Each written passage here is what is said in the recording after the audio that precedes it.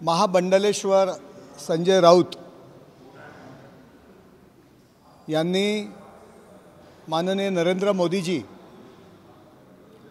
प्रयागराजला गेलेले आहेत म्हणून त्याच्यावर टीका करतायत। बरोबर आहे, जर ते मक्का मदिनाला गेले असते तर संजय राऊत यांनी त्यांचं कौतुक केलं असतं।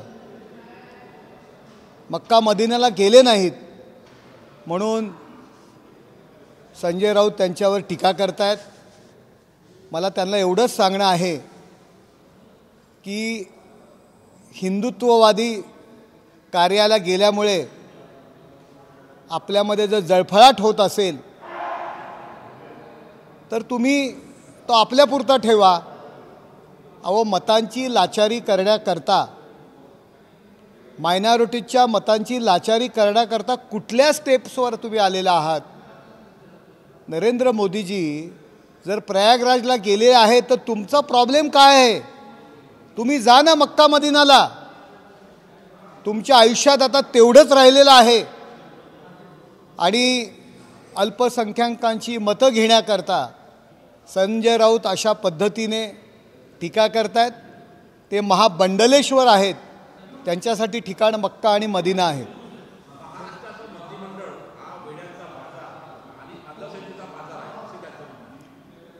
आत्ता या महाबंडलेश्वर संजय राऊत यांनी कुणाचा बाजार मांडलेला आहे, त्या बाजारात कुणाचा माल विकतायत हे संपूर्ण भारतला माहिती आहे।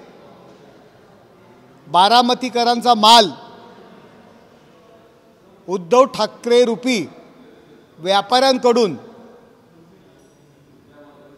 ते त्यांचा माल विकतायत। त्यांना एजन्सी दिलेली आहे बारामतीकर आणि सोनिया गांधी यांचा माल विकण्याचा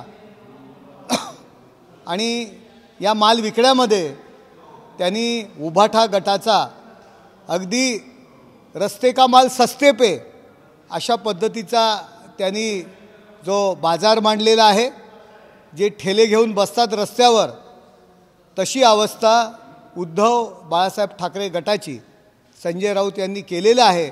त्यामुळे त्यांनी जी बारामतीकर आणि दिल्लीश्वरांचा माल विकण्याची जी एजन्सी घेतलेली आहे उद्धव ठाकरे यांच्या मार्फत, ती त्यांनी चालवावी।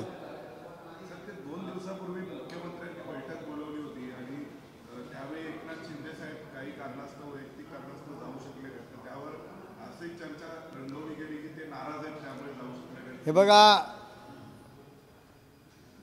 नाराज आणि ह्याचा काही विषय नाही आहे। काही कौटुंबिक अडचणी असतात। घरातील व्यक्ती जेव्हा आजारी असते, काहीतरी मेडिकल प्रॉब्लेम असतो, त्यावेळी करत्या माणसाची त्या व्यक्तीसोबत गरज असते आणि त्यामुळे शिंदेसाहेब ती मीटिंग अटेंड करू शकले नाहीत। परंतु विरोधक चुकीच्या पद्धतीने ही काही जे आरोप करतात त्यात काही तथ्य नाही आहे।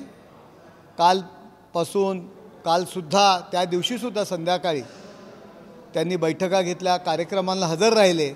केवळ युतीमध्ये भांडणं लावण्याकरता अशा पद्धतीच्या त्या टीका टिप्पणी करतायत, परंतु यांनी काही फरक पडणार नाही।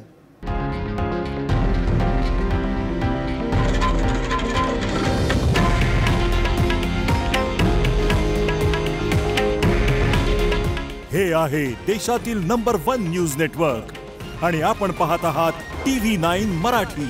काळजी तुमची, हित महाराष्ट्राचं।